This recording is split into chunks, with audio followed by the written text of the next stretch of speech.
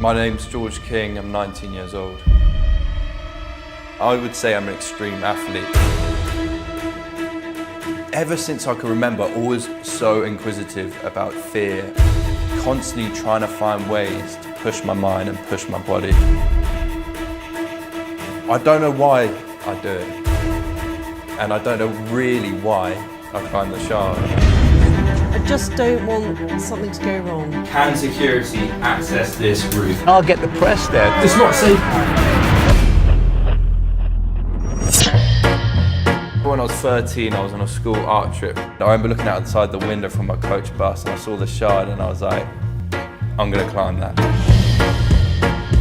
I'd never seen anything like it. It felt like something had been placed in the present from the future. 6 years later, I decided I'd see if it is doable. I remember going there, getting off the tube, looking about, seeing a pillar there, seeing 4 security guards there. But as I got closer, I started to realise if I do this with speed, if I attack this with precision, I could well get to the point of climb before the security get me. That really started the adventure of the Shard. Probably did over 200 recce's in the space of a year.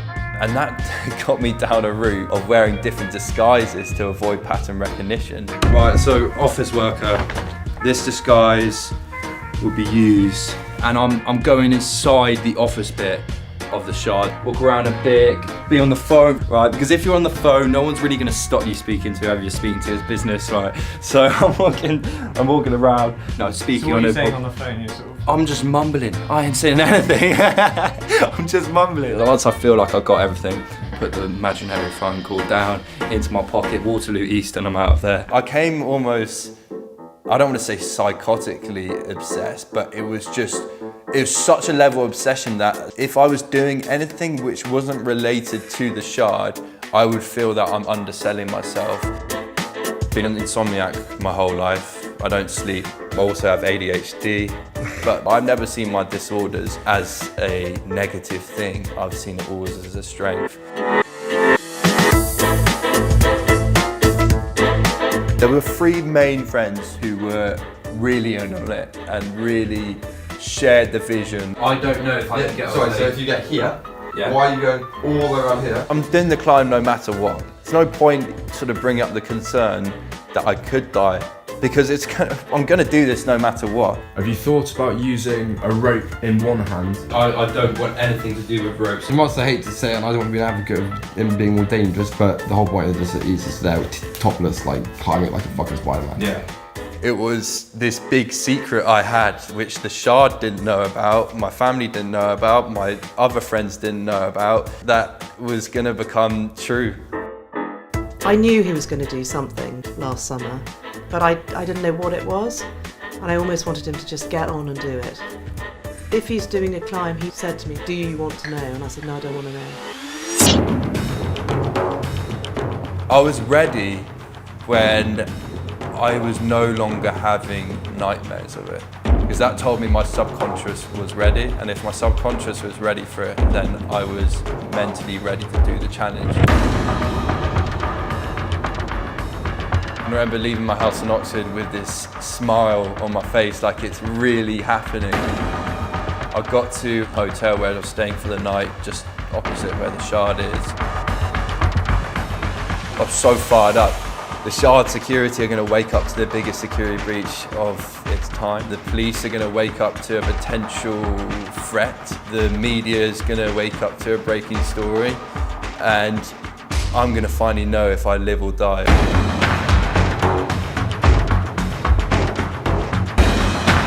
But in that moment, I suddenly thought, fuck, have I done enough planning? Is this gonna work? Am I completely out of my depth here? I'm looking outside the window, I'm seeing the fucking Shard and how imposing it is, and I'm thinking, have I done enough?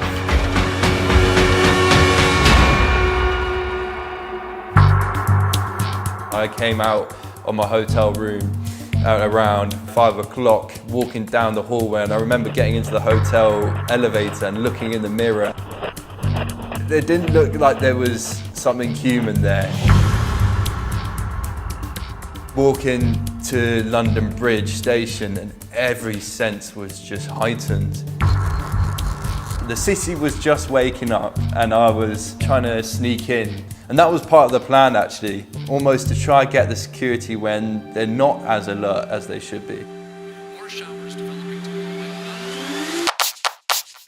My entry point was London Bridge station. I went in with a friend, dropped onto the railway. My friend gave me a leg up, pulled myself up onto the ledge of London Bridge station roof, and I sprinted to the corner of the Shard. As soon as I do that, I'd trigger sensors, so everything needs to be really fast. I needed to get away from the bottom of the Shard as quickly as possible, otherwise the security could nab me. So I used a suction cup to get away from them as fast as possible. Once I was safely away from them, I began my climb from there. Now the majority of the Shard, excluding the bottom and the top, had little holes I can work myself up. So I just needed to sustain my muscular endurance so that when I got to the hard bit of the climb, I would have the potential to do that. Despite it being a new experience, I felt like I'd been there before because I visualised this climb for so long. It felt oddly familiar. As I'm climbing up, I'm going through the different levels, the offices, the restaurant, the bar, till I reached a maintenance man. He waved at me, I waved at him. The look on his face and his eyes when he saw me was of just like pure shock. When you're doing something where your life is literally in your fingertips, everything fires at once. Your endorphins, your dopamine, your serotonin, all to optimize your survival in that single moment. And you enter a state where you cannot think about any other things. That's where I feel actually most relaxed when I'm climbing a building and my life's in danger. The climb went from relatively straightforward to quite difficult when I reached the viewing deck.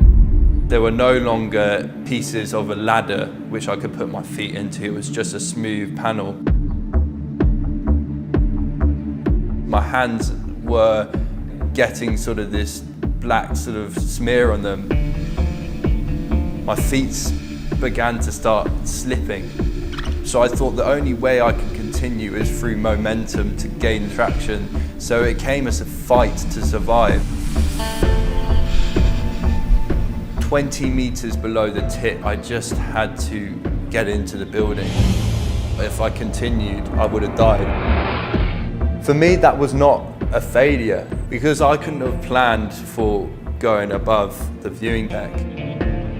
And I'm a man of a plan, and that's what gave me the satisfaction that I had completed this challenge. When I eventually came in the building, I put my hands out to get arrested and get cuffed, and they put their hands out to shake my hand. And the feeling I felt afterwards was just out of this world. I was just glowing with joy.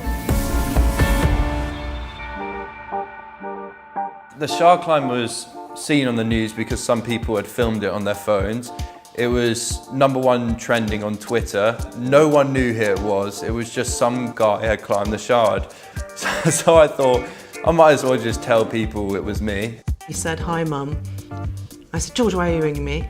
And he said, "Because I just climbed the Shard." And I was like, "Oh, bloody hell, George. I can't believe you've done that, but I'm so proud of you and I'm so pleased you're safe." And that was my reaction. And then I felt completely numb. I think there was an element of shock. Do I really have to have a son who climbs things? It's dangerous, and we don't want him to do it. One side of them is really happy that I'm alive and just kind of proud of me that I've achieved something big. And then the other side is, you know, don't do that again. That's like so fucking dangerous. I would love it if you just said, "No, that's it. I'm not doing any of this." Yeah, I know. So much. I would. It would. You know what? I almost wish it was like that, but it's just built inside of me. I just don't want something to go wrong. When the police didn't arrest me and I was riding such a high, you know, getting connected to a manager, meeting different people, sponsors, TV, that the thought of going to prison kind of became quite distant in my mind until I got an email from the Shard lawyers stating that I will have to go to court. Had the first hearing, 10:30, went on for about 2 hours. Coming back at 2 p.m. to hear the final verdict, but it's 50-50 going prison or simply getting a fine. So we're just waiting on the result. About 40 minutes now. 35 minutes. You know what, I got cocky, you know, I achieved my dream, I'd done a few things in the press. I'd done it, you know, I wasn't gonna go to prison. They committed me to prison for 6 months. During the course of my sentence, I saw someone slit both their wrists and then my neighbour get stabbed. You have to adapt to survive. I remember the door opening for my release. Hey!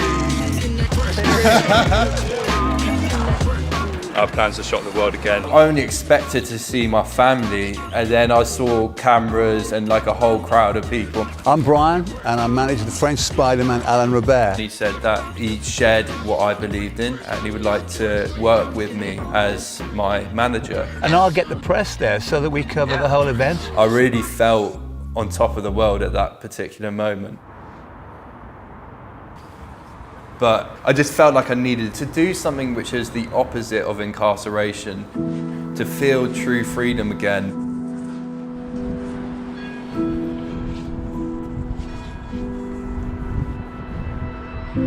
An ocean, a cave, a dream that no one could save. Being in my cell for so long in prison, I dreamt of being free again every single day, and then as soon as I did just a small climb, I suddenly felt back to normal. You and I, we got our differences.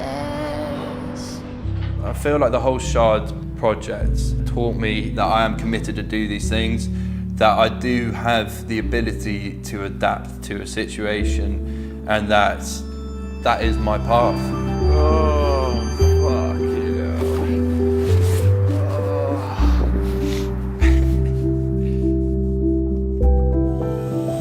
Reborn, mate. Fucking reborn. Having not done that for a while, I forgot how much I miss it. Done and dusted. He's such an advocate for people with ADHD. He has literally used it as a superpower. He just does his own thing. There's no one like him.